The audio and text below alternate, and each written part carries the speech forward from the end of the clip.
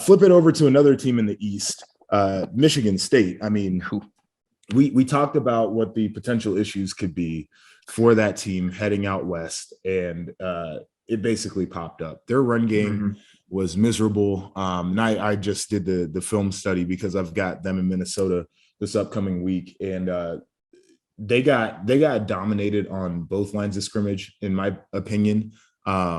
They couldn't get a pass rush defensively, which was, I mean, Michael Penix Jr. was standing back there just throwing Taking dimes apart. He was. And good for that kid, by the way. Good for that kid. And I will say too, like scheme wise, Washington offensively and defensively were light years ahead of what Michigan State did. I thought their defensive game plan was aggressive. It was fast. It was physical. It put Michigan State in some bad situations. And then Michigan State defensively, like, you know, they try to go out there. They're playing single high. They're getting burned in man-to-man. Mel's doing his hot blitzes. And I love hot blitzes. We used to play them at Ohio State, 6-man go, but we played 2 under 3 deep behind it instead of just playing man-to-man. And it just gives a different picture for the quarterback, and you got all the pressure coming. But if you can't get home, I mean, those guys were getting torched. And then Mel's like, screw it, we're getting burned.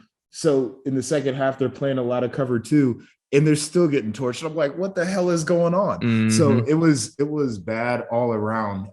But the biggest thing that stands out to me, they couldn't run the football, and we know what Kenneth Walker did last year. So that's awful. But flip it over to the defense. We had the question about what their pass defense was going to be able to do against an offense that could throw the ball effectively, and they look as bad as they were a year ago. Can this issue be fixed?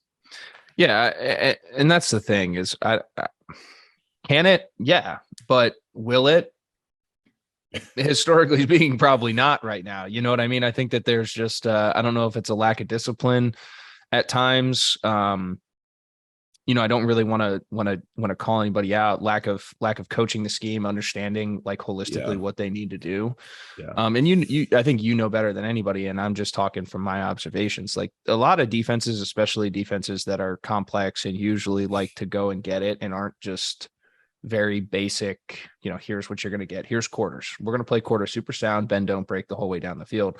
When you have defenses that like to throw different exotics in there, and you know, blitzes and getting people not necessarily gap sound all the time, not necessarily structurally sound from a secondary standpoint, you put yourself in situations to get beat, and you have to have the players to make up for that. And they have to have that really in-depth understanding of where their vulnerabilities are and how they can hide that from an experienced quarterback with guys who can run on the outside. It's you just put yourself in a catch-22. I think you have to be a very disciplined, well-coached team. And I'm not saying that Mel Tucker isn't a disciplinarian and a very good football coach, because I think he is, but I think the personnel has to match up with that. Right.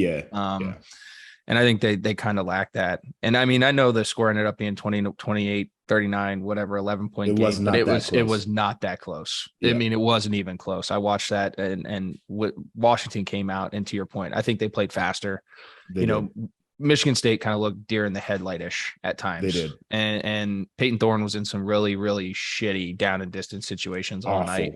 He got shellacked the whole night. And I'm sure he's really sore still to this day, because I've been there, brother. So ice up.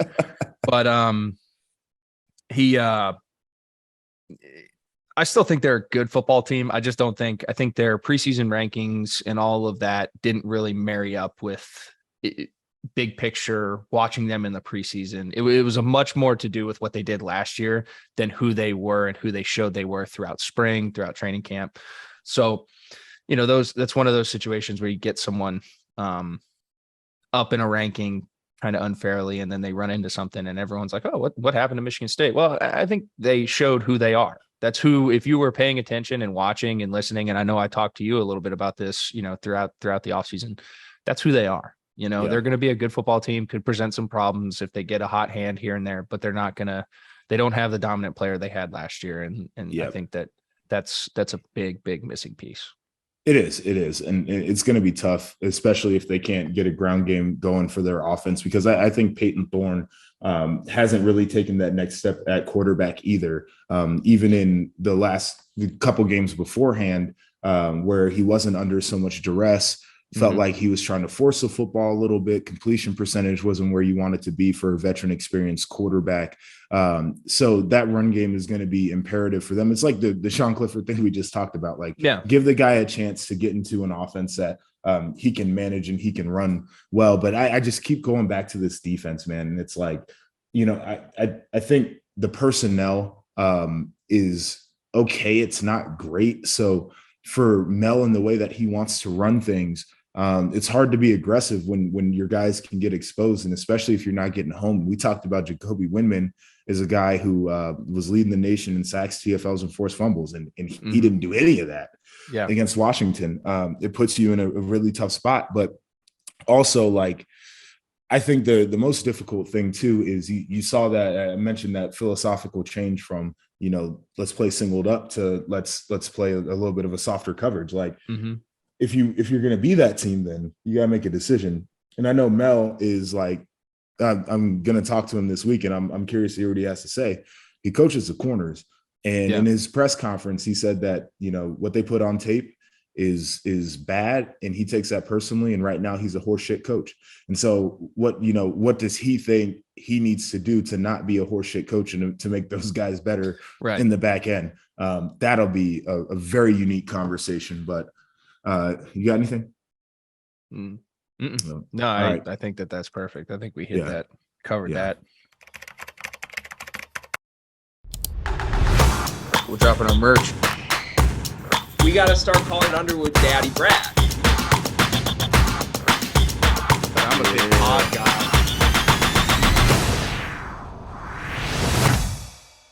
Breaking news. The Field of 68 has an online store, and it's your one-stop shop for the latest and greatest merch in college basketball and college football. You can find shirts to support your favorite team, make fun of your rival team, or boast Field of 68 catchphrases like Daddy Brad, Cussin' and Discussin', and the Star Heels. Go to www.fieldof68.shop today and enter promo code TOUCHDOWN for 20% off at checkout.